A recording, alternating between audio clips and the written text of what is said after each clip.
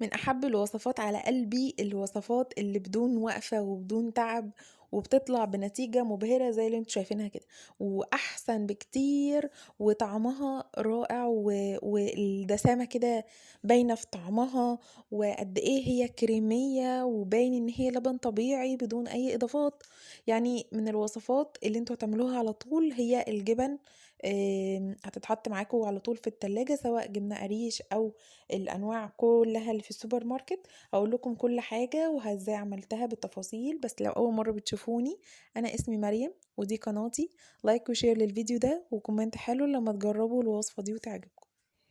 اول حاجه معايا جبت 2 كيلو لبن، وده مهم جدا ان انتوا تجيبوا لبن من اللبان تكونوا واثقين فيه، يعني واثقين ان هو مش مزود ميه كتير والدسامه فيه كده بخيرها، يعني اللبن يكون بخيره.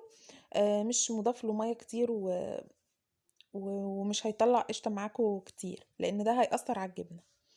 اول حاجة معايا جبت 2 كيلو لبن، بس الحلة ايه ما كفتهمش ال2 كيلو، فتقريبا كانوا كيلو ونص اللي انا حطيتهم، وغليت النص كيلو ده كده يعني نشربه عادي. ده كده مش مغلي خالص، ده اللبن كده من اللبان مش مغلي خالص. حطيته في الحلة دي كانت سخنة، كنت حطاها على النار دقيقة كده او حاجة. الحلة سخنت او دفيت كده جامد، وبعد كده حطيت فيها اللبن قعد يوم كامل. يعني تقريبا 24 ساعة لحد ما بصوا عمل ازاي تماسك جدا. طلع لي طبقة من فوق كده، ادي القشطة بتاعته هي هطلعها، ده لبن زي ما انا قلنا مش مغلي خالص. وسبته بره كده في المطبخ، بما ان المطبخ دلوقتي دافي، فسبته في المطبخ لحد ما تماسك معايا، وحطيت صبعي كده على الوش. لقيته خلاص تماسك، يعني هو ما بقاش ميه خالص. هزيت الحله كده هزه بسيطه، خلاص بقى متماسك. ممكن يقعد معاكم بقى يوم او اتنين او يوم ونص، يعني على حسب ما يقعد ويديكوا النتيجه اللي انتوا شايفينها دي. بعد كده شلت الوش بتاعه اهي ادي القشطه اهي بشيلها، وادي مصفى تكون مش واسعه، الفتحات اللي فيها مش واسعه. ودي شاشة، حتة قماش كده شاش، عاملاها مخصصة للجبنة عشان لما اعمل اي جبن بستخدم دي. وهنزل بقى كل اللي في الحلة ده على الشاشة. بصوا ادي النتيجة دي، لما يديكوا النتيجة دي يبقى انتوا كده تمام.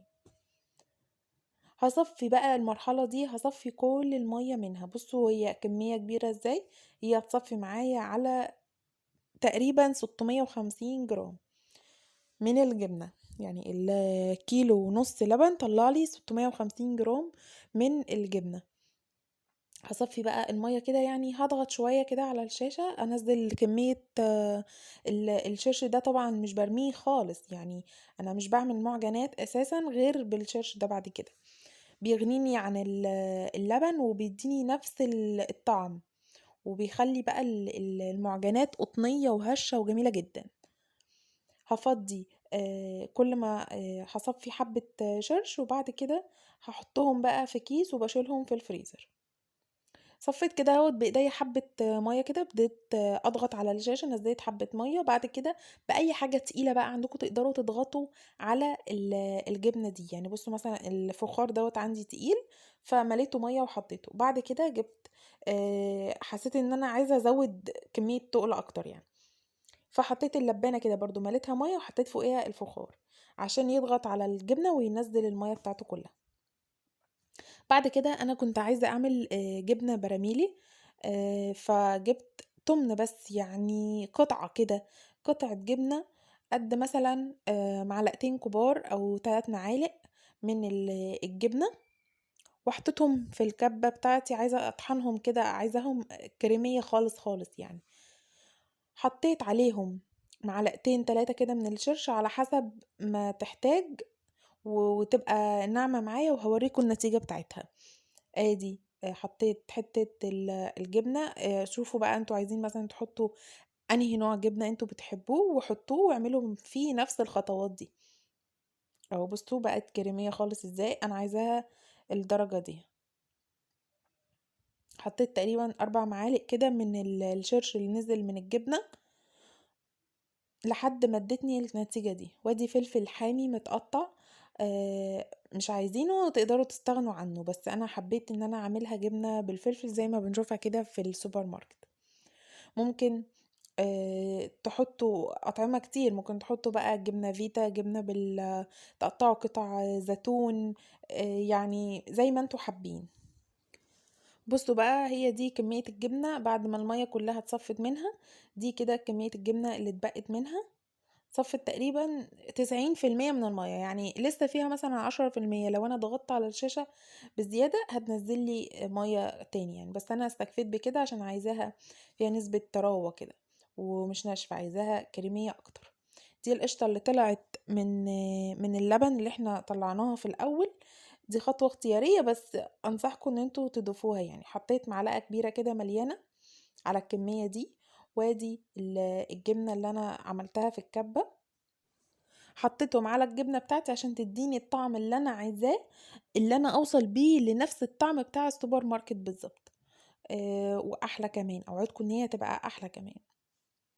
ماشي. هحطهم بقى في اي حاجة عندي، في العلبة بتاعتي مثلا.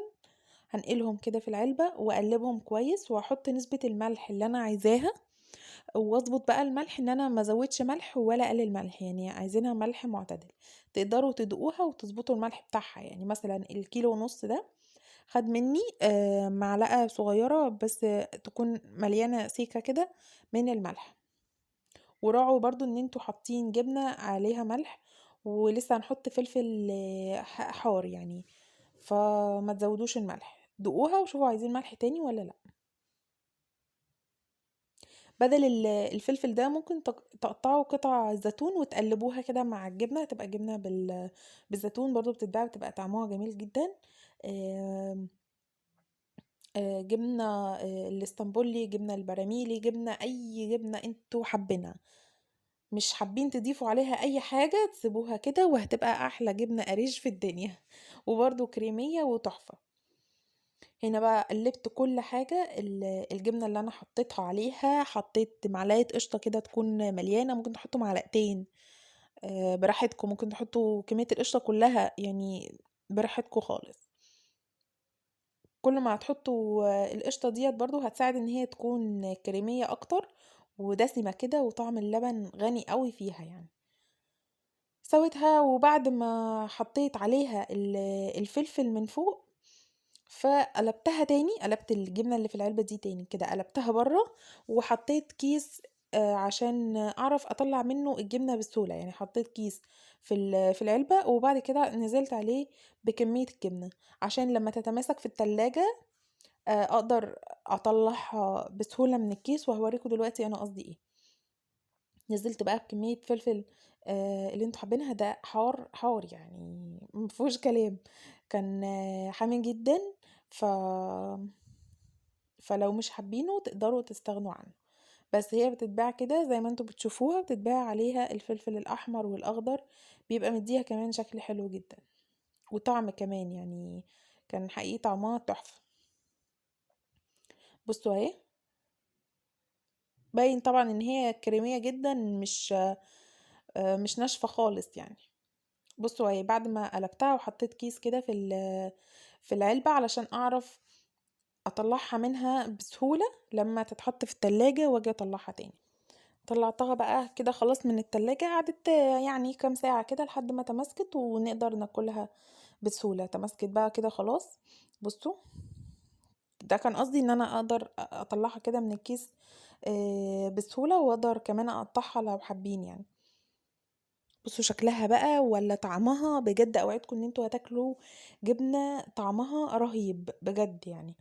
وكمان بالفلفل ده مديها طعم رهيب. وزي ما قلت تقدروا تضيفوا اللي انتوا حابينه مكان الفلفل ده، لو مش عايزينها تكون حراقة قوي كده او حامية قوي كده. بصوا، بتتقطع معايا يعني، اهو باين جدا جدا ان هي مش ناشفة خالص. وده نتيجة الفيديو بتاع النهاردة. بصوا، لو قلبتها على الناحية التانية، انا برضو كنت حاطة الناحية التانية فلفل برضو متقطع. وبس كده، ده فيديو النهارده، اتمنى ان هو يكون عجبكم وتعملوا لي لايك للفيديو الجميل ده وسبسكرايب للقناه ولو لسه ما عملتوش سبسكرايب، وتفعلوا الجرس عشان يوصلكم اشعار بكل وصفه جديده بنزلها هنا على الجروب. واشوفكم بقى في فيديوهات تانية كتير جدا.